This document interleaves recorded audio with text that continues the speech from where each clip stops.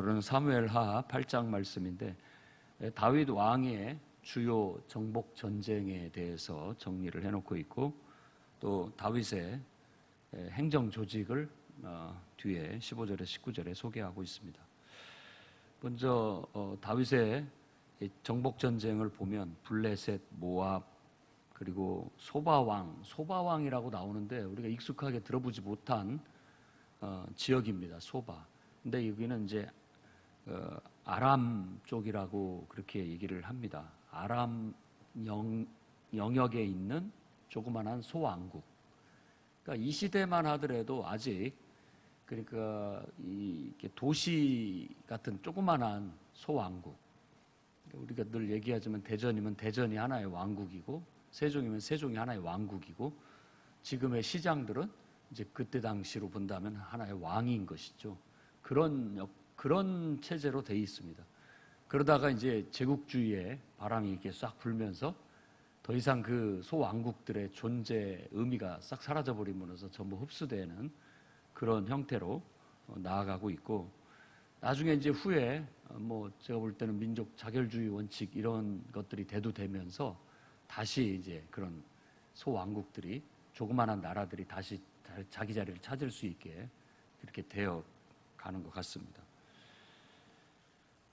이 소바 왕 그리고 또 이제 아람 그리고 블레셋, 암몬, 아말렉, 에돔 그야말로 이쪽 서쪽으로는 블레셋, 남쪽으로는 아말렉 그리고 동북쪽으로는 이 아람, 모압, 암몬, 소바 이 모든 에돔까지 전부 다 평정을 싹 했다라는 겁니다.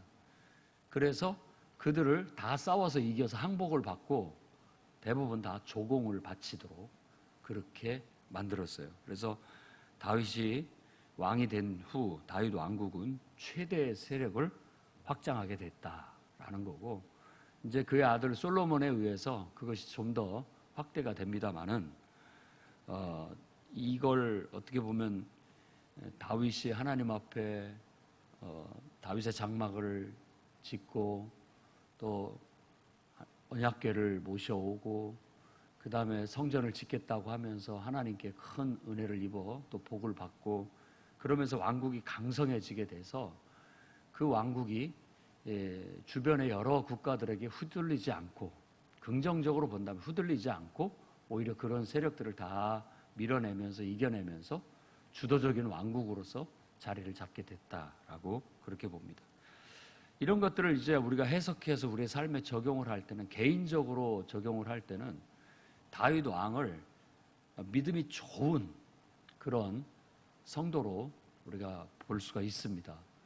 그러면 믿음이 좋다라는 것은 철저히 하나님에 대한 우리들의 신앙심 그리고 하나님을 섬기는 우리들의 충성심이 우리의 삶을 잘 지배하고 주도적으로 신앙생활을 통해서 성공적인 또 승리하는 생활을 해나간다라는 걸 보여주고 있는 겁니다.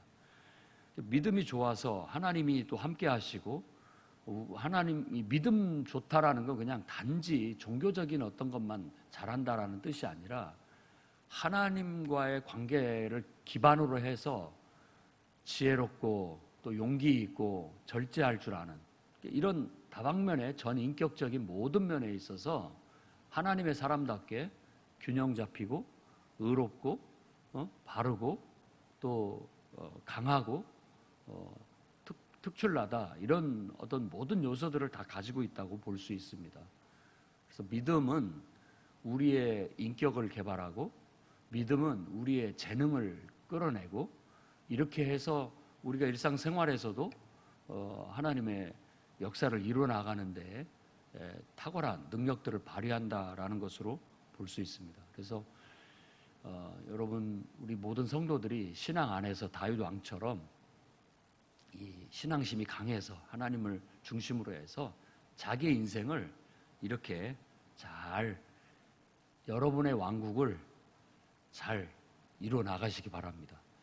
그것이 하나님과 무관한 내 왕국이 되면 우리는 사울 왕을 쫓아가는 것이고 내가 만든 나의 아성이고 영역인 것 같지만 사실은 그 모든 것들이 왕이신 하나님의 뜻대로, 그분 뜻대로 내가 일궈가고 있고 돌보고 있고 이끌어가고 있다면 그건 이상적인 왕국이 되는 겁니다. 그래서 다윗 왕이 실제 역사 속에서 이랬느냐 어쨌느냐는 뭐 역사학자들이 따져볼 일이지만, 성경에서 말하고 있는 다윗 왕은 믿음 좋은 한 성도의 예표가 되기도 하고, 그야말로 나중에 이상적인 왕의 하나의 예표가 되기도 하고, 또 오늘날 이제 전체적으로 봤을 때 나 하나만이 아니라 어떤 단체나 공동체 지도자로서의 하나의 이상적인 모델이 되기도 하고 그렇습니다.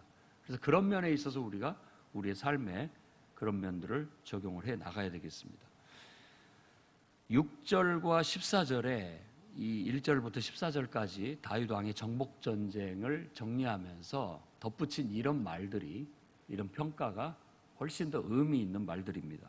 다윗이 어디로 가든지 여호와께서 이기게 하시니라.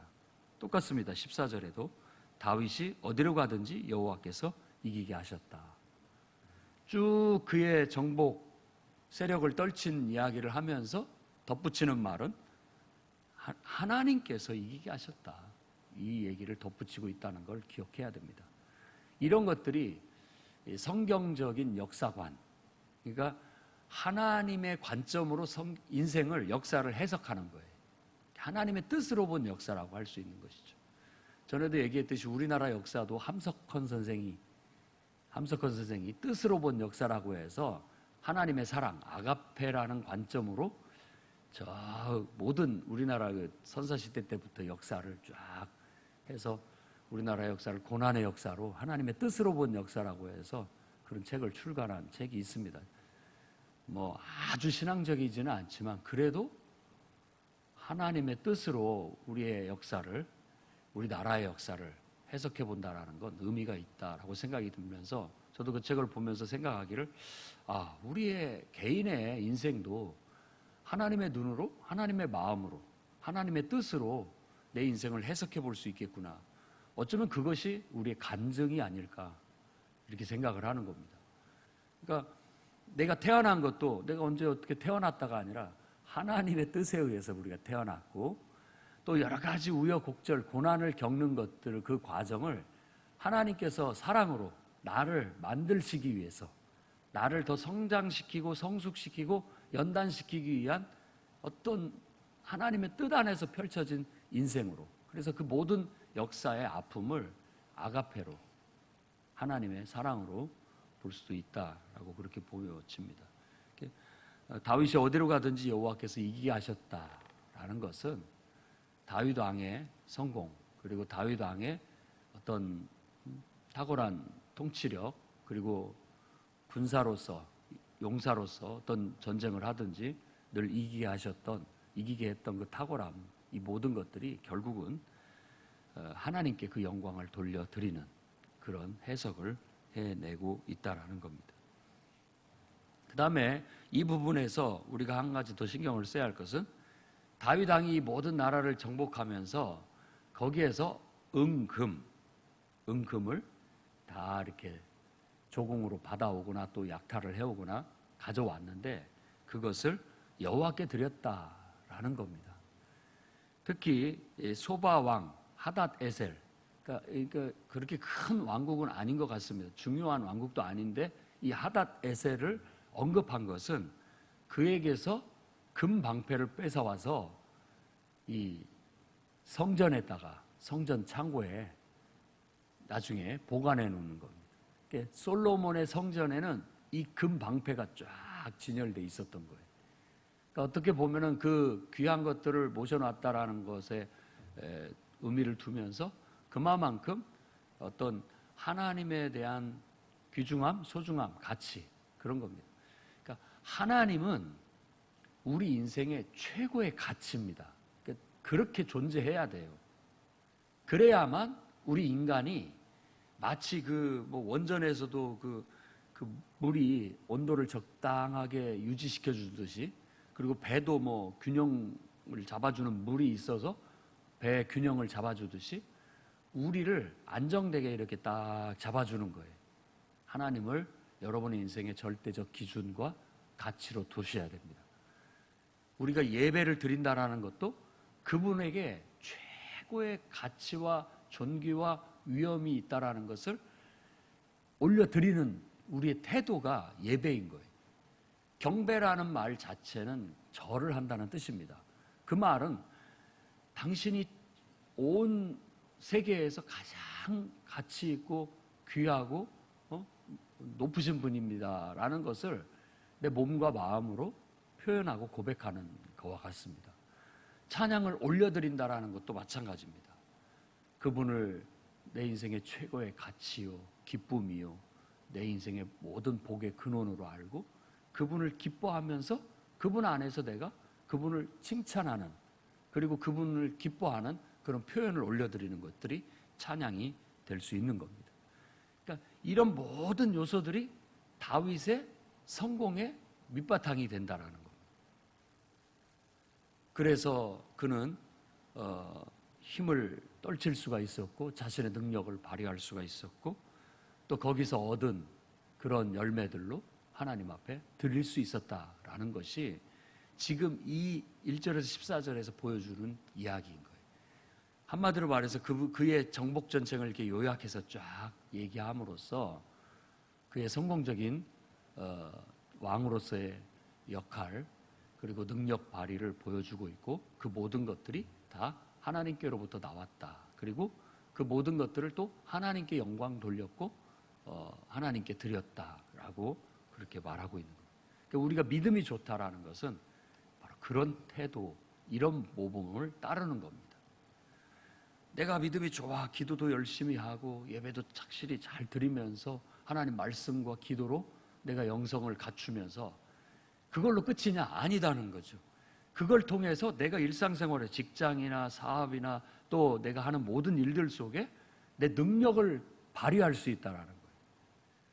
그래서 지혜롭고 더 내 안에 있는 잠재 능력들을 끌어낼 수 있고 그걸 통해서 더 많은 열매들을 맺을 수 있는 것, 이게 진정한 의미에서 믿음이 좋은 것이라고 할 수 있고, 그렇게 얻었을 때 야 내가 이렇게 똑똑해 내가 이렇게 잘했어가 아니라 그 모든 것들을 하나님께 영광을 올려드릴 수 있고 또 거기서 얻은 어떤 것들을 하나님께로 되돌릴 수 있는 그런 태도를 가졌을 때 우리는 온전한 하나님의 사람이다, 믿음이 좋다라고 말할 수 있겠다는 겁니다. 그러니 다윗 왕을 모범으로 해서 여러분들도 어디로 가든지 여호와께서 이기게 하는 축복이 있기를 바랍니다. 그 다음에 15절에서 19절에 다윗이 정의와 공의로 통치했다. 그래서 모든 공동체에는 반드시 정의와 공의가 서야 됩니다. 정의와 공의. 이 정의라고 하는 것은 어떤 의미에서 좀 이건 우리 말은 정의롭다라고 이렇게 얘기하지만 원어를 보면은 이게 통치라는 단어이기도 하고 심판한다는 뜻이기도 합니다. 그러니까 이 정의라는 건 옳고 그름을 분명하게 잡아주는 것을 얘기하는 듯 하고요. 공의라고 하는 것도 이 모든 그 비슷한 단어라고 하지만 이 저스티스라고 하는 거, 정의라는 게 요즘 참 정의 내리기가 어렵습니다. 이게 어떤 것이 어떤 절대적인 기준과 가치를 두어서 옳은 것이고 바른 것이고 또 모두를 위한 것인가. 그러니까 가능하면 모두를 절대 다수의 절대 행복처럼 가능한 한 모든 사람에게 유익이 가고 이루어야 하지만 성경에서는 거기다 하나를 더 딱 얹어야 이게 신성해집니다. 그게 하나님의 뜻에 맞아야 돼요. 아무리 우리가 봤을 때 다수에게 유익이 되고 이롭다고 해도 그게 하나님의 뜻에 맞지 않으면 신성함이 거쳐져 버립니다. 그럼 신성함이 거쳐지면 마치 우리 밥도 이렇게 냉장고에 잘 보관을 해놓거나 뭐 냉동을 시켜놓거나 하면 이게 신선함이 오래 가지만 미지근한 그런 데다가 이렇게 노출시켜 놓으면 금방 상해버리듯이 이게 하나님의 신성함이 이렇게 덮여있지 않으면 금방 상해버립니다. 인간의 권력이라는 게 금방 상해버려요. 처음에는 굉장히 신성함을 드러냈다가도 머지않아 금세 인간의 탐욕과 인간의 이기적인 욕망, 또 뭐 이기심에 의해서 그냥 금세 상에 부패하여 냄새가 나게 되는 것이 세상의 권력의 속성입니다. 근데 우리는 이제 하나님 나라를 추구하지 세상 나라, 세상 통치를 추구하는 게 아닙니다. 다윗 왕은 어느 정도 그런 것들의 하나의 모델이 된다라고 보여집니다. 적어도 지금 이 우리가 보고 있는 이 8장에서는 그렇게 우리에게 말해주고 있습니다. 성경이. 하나님의 정의와 공평이, 이 하나님의 정의와 공의가 딱 자리 잡아 있어서 통치가 온전하다라는 걸 보여주고자 하는 겁니다.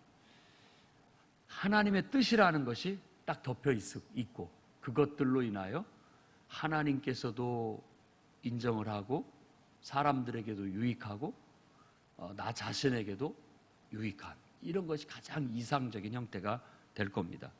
그런데 성경의 이 이야기 속에는 어떤 경우에는 하나님의 뜻인데 절대 다수가 반대하거나 또 절대 다수가 어그러진 길로 가는 경우들이 있습니다. 그럴 때 지도자들이 어떻게 해야 되는지에 대한 딜레마, 이런 문제들이 생기게 되는 겁니다. 분명히 이렇게 하는 게 하나님의 뜻인데 전체 회중들은 반대로 얘기를 해요. 그랬을 때 어떻게 해야 되느냐? 그게 바로 십자가입니다. 그랬을 때 십자가를 지고 하나님의 뜻을 따르는 것이 진정한 하나님의 종이다라고 말함으로써 선지자들에 의해서 나중에 고난받는 종의 노래가 나오게 되고 예수 그리스도도 바로 그와 같은 길을 걸으심으로써 십자가에 죽임을 당하게 되었다. 이게 바로 죄성이라는 거예요. 인간의 죄성을 한순간도 잊고 살면 안 됩니다. 우리 안에는 마치 하나님께서 그 죄성을 이렇게 다스려 주시지 않는 한 이것이 풀려나게 되면 마치 무저갱에 갇혀 있다가 이게 딱 풀려나게 되면 온 세상을 미혹하는 것처럼 내 마음이 미혹되고 흔들리고 결국은 나도 모르는 사이에 내가 감정의 노예가 돼 있고 나도 모르는 사이에 내 욕망의 노예가 돼 있고 나도 모르는 사이에 내 안에 있는 거짓됨이 내 안에서 활개를 치고 있고 내 안에 악한 본성들이 활개를 치고 있어요. 깜짝깜짝 놀랄 때도 있습니다. 불현듯 내 모습이 어느 순간 괴물처럼 보이기도 하고요. 내가 아닌 것 같기도 하고. 그러면서 우리는 이런 것들을 늘 어떤 대상에게 돌리고 싶어하는, 그래야만 견딜 수 있어서인지도 모르겠습니다. 야, 마귀가 내 안에 꽉 차려 찼구나. 내가 아니에요. 그건 마귀예요. 그럼으로써 내 인격과 분리를 시키려고 하고 그것들을 떨쳐내버리려고 하는 그런 어떻게 보면 심리가 우리 안에 있습니다. 그야말로 어떤 심리의 역동이고 메커니즘이라고 볼 수 있는 거죠. 근데 이 모든 것 속에 저는 어떤 절대적 기준과 가치이신 하나님을 딱 두고 나아가다 보면 그분에 의해서 우리 마음의 질서나 조화 그리고 인격의 완성을 이루어 나갈 수 있다고 저는 확실히 믿습니다. 그러니 기독교 신앙을 제대로 알고 예수 그리스도를 제대로 알고 정말 하나님의 말씀과 기도를 통해서 여러분 자신들을 잘 통치해 나가십시오. 다윗이 정의와 공의로 다스렸듯이 잘 다스려 나가십시오. 이것들이 이렇게 다스려 나가는데 다윗 왕이 혼자 하지 않았다라는 겁니다. 도움을 받았어요. 그건 여러 사람을 도움을 받았는데 그들을 관리들 혹은 행정 조직이라고 말할 수 있습니다. 일단 군사령관 요압, 스루야의 아들. 그 다음에 사관이라고 하면은 이제 역사를 기록하는 사람 여호사밧. 그 다음에 대제사장이 다윗 왕을 통해서 둘이 생겼습니다. 예루살렘을 정복하고 난 다음부터 이 제사장이 둘이 됩니다. 하나는 사독, 하나는 아히멜렉. 이 원래 아히멜렉을 다윗이 끌고 왔죠. 그러니까 아비아달, 다윗에게 진설병을 주었다고 해서 그리고 다윗 왕한테 그 골리앗의 칼을 줬다라는 것 때문에 완전히 죽임을 당했던, 그리고 유일하게 살아남았던 아히멜렉, 그가 아비아달이죠. 그가 와가지고 왔는데 그의 이제 아들 아히멜렉이 제사장의 계보를 이어가게 되었고, 사독의 계열도 이제 둘이 똑같이 이 예루살렘에 들어오면서 두 제사장이 서게 됩니다. 그 다음에 서기관이라고 나와 있는데, 앞에 사관도 나오는데 서기관은 또 뭘까라고 하는데, 이런 행정 서류를 담당했던 사람이라고 볼 수 있습니다. 스라야가 있고, 그 다음에 그렛과 블렛 사람을 관할했다라고 하는데, 이런 것들은 좀 해석이 분분합니다. 그렛, 블렛, 뭘 말하는 거야? 근데 이걸 보통 학자들은 용병으로 봅니다. 용병. 그러니까 다윗의 근위대예요. 다윗 왕의 근위대. 요압이 전체 전군을 통솔하는 수장이었다고 한다면, 이 브나야 이런 사람들은 바로 근위대로서 다윗 왕이 돈 주고 사온 용병들이 거기에 포함되어 있다라는 거예요. 그래서 그렛과 블렛 사람을 용병으로 보기도 합니다. 다윗의 근위대라는 건 왕의 친위대, 요압 장군이 이끄는 군대가 아닌 다시 왕이 직접 통솔하는 군대의 장이 브나야라고 할 수 있다라는 거예요. 그래서 가만히 보면 두 개의 트럭이 돌고 있습니다. 군대도 두 명의 수장이 있고, 또 기록을 하는데도 사관과 서기관이 있고, 대제사장도 둘이 있습니다. 이런 식으로 쌍으로, 요즘으로 말하자면 회장, 부회장 혹은 정부, 이런 식으로 해서 두 사람의 어떤 보완을 통해서 온전한 조직을 만들었다고 볼 수 있고, 그 다음에 대신들은 왕자들, 다윗 왕의 그 장성한 아들들이 그 일을 맡았다라고 하는데, 이 대신들이라는 말을 원어로 보면 제사장이라고 나옵니다. 제사장. 그런데 아니 그 왕들이 무슨 제사장 역할을 했을까라고 생각을 해서 의역을 하게 돼서 아마 대신들을 말할 것이다. 제사장과, 이 제사장이 원래 하나님이 왕이시고 그 신하들입니다. 하나님의 왕궁에서 왕을 모시는 신하들이 제사장이었던 거예요. 그래서 아마 그런 용어를 비슷하게 썼지 않았을까 이렇게 생각을 해서 왕을 모신 신하들로 그렇게 보는 것 같습니다. 어찌됐든 옛날에 백성들이 바라던 우리에게 왕을 주십시오. 너희가 왕을 구한다면 그 왕이 너희들을 압제할 텐데 그래도 좋냐? 온갖 패단들이 그를 통해서 나타나게 될 텐데 그래도 좋냐? 그래도 좋습니다. 왕을 주십시오. 그러면 왕이 되면은 이래야 된다라는 이상적인 왕의 어떤 제도를 율법의 근거에서 제시를 했어요. 어떤 의미에서 다윗 왕은 그런 면에 있어서 하나님 앞에서나 사람 앞에서 잘 균형 잡힌 왕이었다는 겁니다. 우리 성도들도 자기 자신을 잘 다스려야 됩니다. 그러기 위해서는 우리가 신앙생활을 잘하고 삶을 살기 위해서는 이런 장치들이 필요해요. 우리가 혼자 할 수 없습니다. 정해진 내가 섬기는 교회가 있고, 또 내가 나를 지도해주는 지도자가 있고, 내가 돌보는 사람도 있고, 여러 면에 있어서 말씀에 도움을 받는 사람, 기도에 도움을 받는 사람, 나름대로 내 삶에 여러 면에 있어서 도움을 받는 사람들이 적어도 하나나 둘 이렇게 나를 도울 수 있어야 됩니다. 그래야 우리가 바로 설 수 있어요. 내가 혼자 설 수 있다라고 생각하면 오산입니다. 그렇게 우리를 하나님께서 만들어 놓지 않으신 것 같아요. 그래서 나의 부족한 부분들은 항상 여러분 주위에 존경할 만하고 나에게 도움을 줄 수 있는 사람들을 장치로 잘 곁에 두어서 그런 사람들의 도움을 통해서 여러분들이 하나님의 뜻대로 여러분의 인생을 정의롭게 또 공의롭게 바르게 잘 다스려 나가시고, 또 여러분들이 어떤 단체나 공동체를 지도하는 지도자가 됐을 때도 이와 같은 원리를 통해서 잘 정의롭게 또 공의롭게 잘 이끌어 나가셔서 인정받고 모든 사람에게 유익을 줄 수 있는 그런 지도자들이 다 되시기 바랍니다. 여러분을 도울 수 있는 사람들을 세우십시오. 그들이 여러분과 함께 하나님의 영광을 드러내는데 유익하게 서로 도움을 주고받을 수 있게 될 겁니다. 기도하겠습니다. 거룩하신 주님,